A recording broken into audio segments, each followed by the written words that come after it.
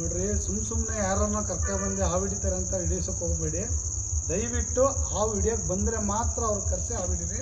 ಸುಮ್ಮನೆ ನೀವು ಯಾರು ಹಿಡ್ದು ಹಾನಿ ಮಾಡ್ಕೊಳಕ್ಕೆ ಹೋಗಬೇಡಿ. ನಾವು ಮಾಡಿದ್ದು ತಮಾಷೆಗಾಗಿ, ಅದೇ ಥರ ನೀವು ಸೀರಿಯಸ್ ಆಗಿ ಮಾಡೋಕ್ಕೆ ಹೋಗಬೇಡಿ.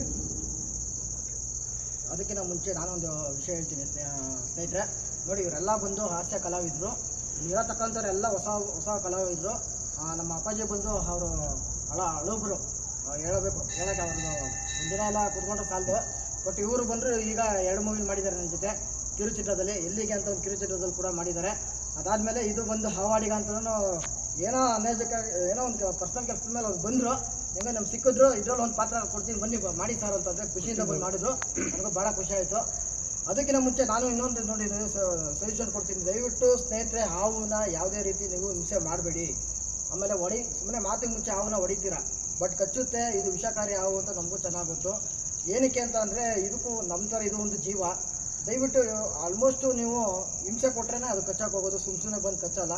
ಯಾವುದೇ ರೀತಿ ನೀವು ಹಾವು ಬಗ್ಗೆ ಗೊತ್ತಿದ್ದರೆ, ಹಾವಾಡಿಗರು ನಿಮ್ಗೆ ಏನಾರು ಪರಿಚಯ ಇತ್ತು ಅಂದರೆ ಅಂಥವ್ರನ್ನ ಕರೆ ಮಾಡಿ ಅವರು ರಕ್ಷಣೆ ಮಾಡ್ತಾರೆ. ಅದನ್ನು ಬಿಟ್ಟು ನೀವು ಕೋಲಲ್ಲಿ ಇಕ್ಸೋದು, ಕೋಲಲ್ಲಿ ಇದು ಮಾಡೋದು, ಅದಕ್ಕೆ ಹಾನಿ ಮಾಡಬೇಡಿ. ದಯವಿಟ್ಟು ಕೇಳ್ಕೊಳ್ಳೋದು ನಾವೆಲ್ಲ ನಮ್ಮ ಟೀಮೆಲ್ಲ ಇಷ್ಟೇ. ಇದೊಂದು ಸಣ್ಣ ಹಾಸ್ಯ ಥರ ಮಾಡಿದ್ದೀವಿ, ದಯವಿಟ್ಟು ಕ್ಷಮೆ ಇರಲಿ. ಯಾರಿಗೂ ನೋವುಂಟು ಮಾಡೋ ಉದ್ದೇಶ ನಮ್ಮದಲ್ಲ. ಓಕೆ ಸ್ನೇಹಿತರೆ, ಎಲ್ಲರಿಗೂ ಧನ್ಯವಾದಗಳು. ನಮ್ಮ ಶಾರ್ಟ್ಸ್ ನೋಡಿ, ಸಬ್ಸ್ಕ್ರೈಬ್ ಮಾಡ್ಕೊಳ್ಳಿ, ಲೈಕ್ ಮಾಡಿ, ಶೇರ್ ಮಾಡಿ. ಅದಕ್ಕಿಂತ ಮುಂಚೆ ಬೆಲ್ ಐಕನ್ ಒತ್ತಿ. ಥ್ಯಾಂಕ್ಸ್.